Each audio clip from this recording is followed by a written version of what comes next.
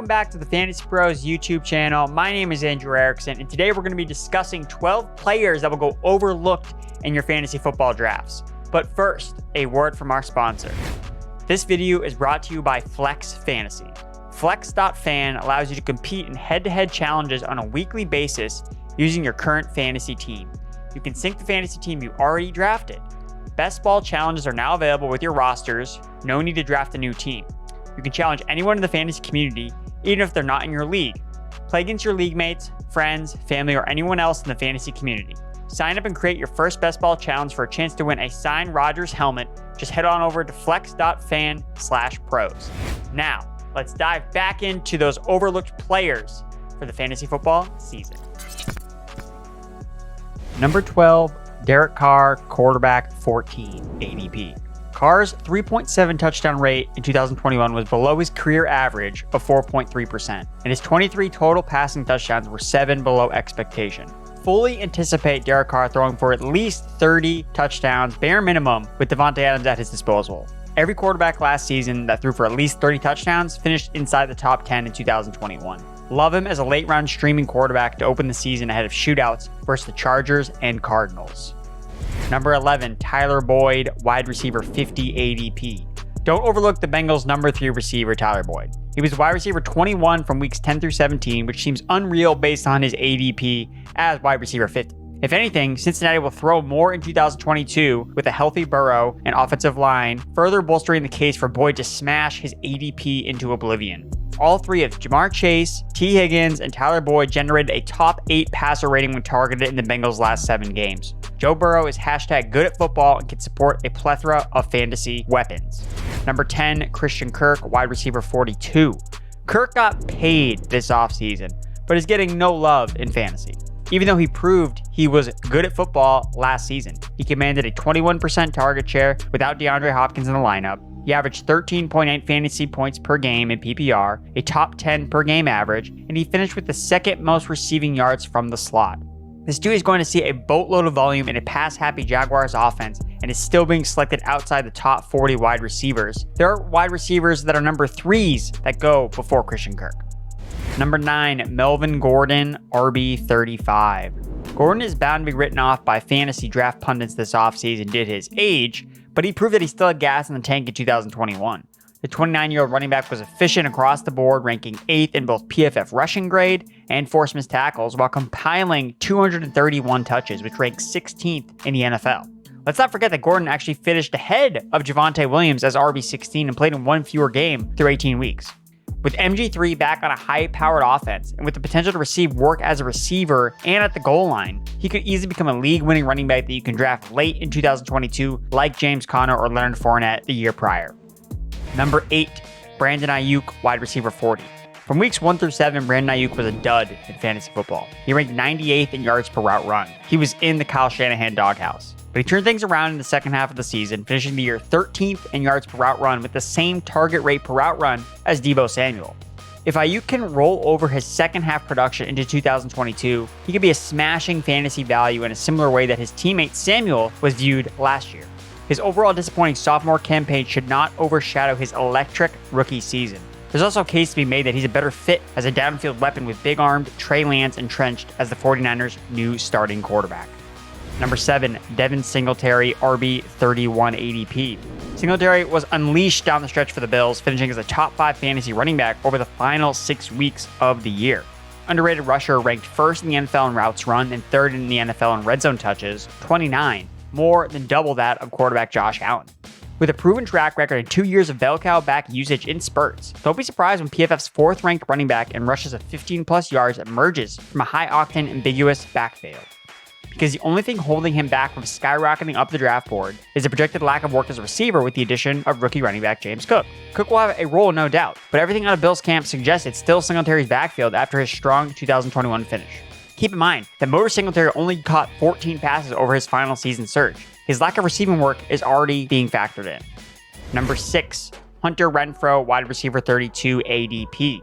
Renfrow is a certified stud and doesn't get the respect he deserves. The Raiders slot receiver hung a wide receiver 13 overall finish last year due to a spectacular late season surge. He went over 100 receiving yards in 3 straight games while maintaining a 25% target share.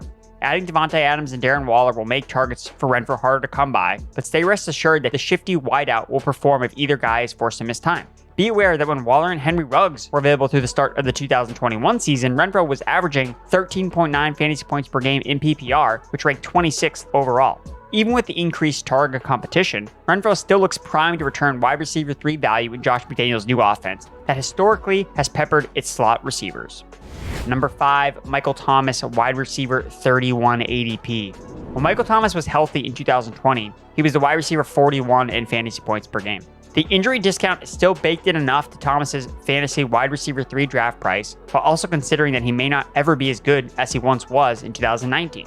If his ADP remains in the wide receiver 3 range, he's still a strong option with upside that he can recapture his former elite production.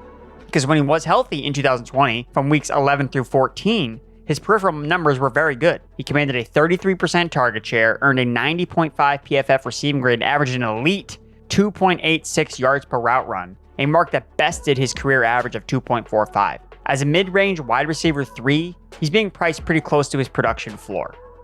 Number 4, AJ Dillon, RB26 ADP. Over the final 8 weeks of the 2021 season, AJ Dillon was the RB6 overall in half-point scoring, averaging 14.5 fantasy points per game, which ranked 11th. Dillon's 32 red zone touches ranked 3rd in the NFL to end the season. Aaron Jones averaged 11.9 fantasy points per game as the RB23 in his 6 games played over the same time span. He also had just one top 10 finish from week 9 onward. Dillon had 2. And interestingly enough, the Packers running backs' current ADPs are the total opposite of how they finished last year. Jones is going to have big weeks with his receiving upside, but Dillon will have equally big weeks when the Packers face a positive game script. Draft prices considered, Dillon is the better value than Aaron Jones. Number 3, Dalton Schultz, tight end 6. Only Darren Waller, Travis Kelce, and Mark Andrews have scored more fantasy points at the tight end position since the start of the 2020 season than Dalton Schultz. His projected ADP has him linked closer to the second tier of tight ends rather than the aforementioned elite group, when everything he has shown from an on-field production standpoint indicates he is an elite fantasy tight end with a super high floor in the Cowboys' fast-paced offense. Big D's number 1 tight end wrapped up last year, 6th in route participation, and 3rd in overall routes run. The highly coveted role within the constraints of a high-powered offense ensures that Schultz will be back in the fantasy tight end 1 conversation for the 3rd straight year. His 25% bust rate was tied with Andrews for the lowest in the NFL last season, and his boom rate ranked inside the top 5. Number 2, Breshad Hall, running back 24 ADP. The Jets selected the Iowa State product at the top of round 2, signifying his status as the team's locked-in RB1. Hall's 3-down skill set suggests he never has to come off the field, and the volume he garners will vault him into the top 20 RB fantasy territory. He totaled over 4,500 yards from scrimmage, 50 touchdowns, and over 80 receptions at the college level over the last 3 years. A workload around 240 touches, based on what we saw from the Jets' cumulative RB1 last year, would put Hall inside the top 15. Every running back last season that hit those touch marks finished inside that ranking. Michael Carter had his moments as a rookie, but the Jets know he's just a number 2 running back. I anticipate Hall to shoulder 15 to 20 touches per game based on the workload that Carter received last year when Tevin Coleman missed time.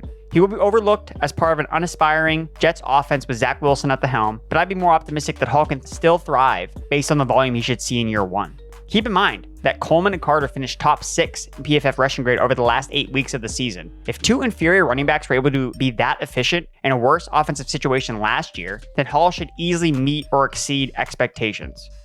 Number 1, Cam Akers, RB18 ADP. I cannot believe we're going to see the Rams running back fall into the rounds 4 and 5 because there's simply too much emphasis being placed on Cam Akers' poor production at the tail end of last year when he averaged 2.4 yards per carry against a juggernaut of tough run defenses that no Rams running back could run efficiently against. 95% of his rushing yards came after contact, the highest mark in the NFL. We all know that touch volume is the key driver of fantasy success at running back. And in the Rams' divisional playoff win versus the Bucs, Akers played 81% of the snaps and got 27 touches. Sony Michel had 3. Coming off a torn Achilles, the Rams had every reason to not feature Akers, and they didn't care. I expect the now 100% Akers to be dialed in as the top running back in Sean McVay's consistent 1 RB offense, where the team's lead back averages 20 plus touches per game. Henderson has proven he's nothing more than a replaceable running back. Not to mention, Akers has got an easy path to double-digit touchdowns after Henderson and Michel combined for the 2nd most red zone touches among running backs last year, but they had the lowest rushing touchdown rate of any team. They ranked top 8 in that category the 3 seasons prior. Positive rushing touchdown regression is coming for Cam Akers in the form of double-digit scoring in 2022. And that completes our list of 12 players that will go overlooked in your fantasy football league. If you enjoyed this video, be sure to give it a like, subscribe, and share it with all your non-league mate friends. And remember, we are giving away another jersey. If you want a chance to win a signed Marquez Valdez-Scantling Kansas City Chiefs jersey, courtesy of our friends at Pristine Auction, you need to subscribe to the FantasyPros YouTube channel right now, comment below on this video, and that's it. We'll be announcing a winner right here on the channel. So make sure to turn on those notifications so you can be alerted when new episodes are up and to claim your prize. Again, I'm Andrew Erickson, and good luck to you this draft season. Thanks for tuning in to the FantasyPros YouTube channel. Don't forget to check out our featured videos. And while you're at it, make sure to follow us on Instagram, Facebook, and Twitter at FantasyPros, so you can get the latest news and updates to give you the edge you need in your fantasy league.